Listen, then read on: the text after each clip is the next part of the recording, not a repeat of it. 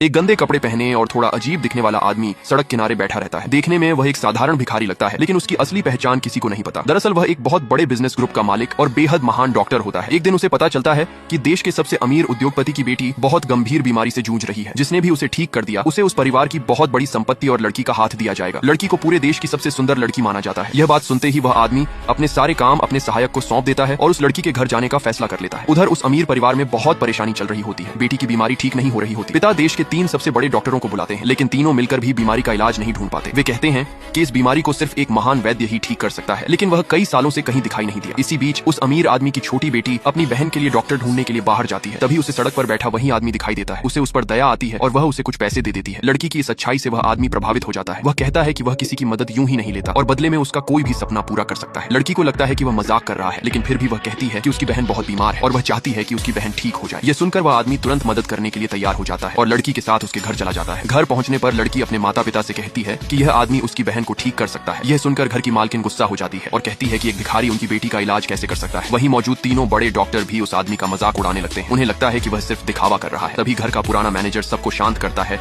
और कहता है कि जब बड़े बड़े डॉक्टर भी इलाज नहीं कर पाए तो एक बार इसे भी मौका दे देना चाहिए। आखिरकार सब लोग मान जाते हैं और उसे कोशिश करने की इजाजत दे देते हैं। वह आदमी लड़की की हालत देखकर तुरंत बता देता है कि उसे एक बहुत ही दुर्लभ बीमारी है। यह सुनकर डॉक्टर कहते हैं कि ऐसी कोई बीमारी मेडिकल में नहीं होती। आदमी बस हल्के से मुस्कुरा देता है। फिर अचानक वही डॉक्टर जो सबसे ज्यादा बोल रहा था जमीन पर गिरकर तड़पने लगता है। आदमी कहता है कि यह उसकी पुरानी बीमारी है। अब सब लोग समझ जाते हैं कि यह आदमी साधारण नहीं है और उसे इलाज करने की अनुमति दे दी जाती है। फिर वह कहता है कि बाथरूम में गर्म पानी तैयार किया जाए। इसके बाद वह बीमार लड़की को उठाकर बाथरूम के अंदर ले जाता है।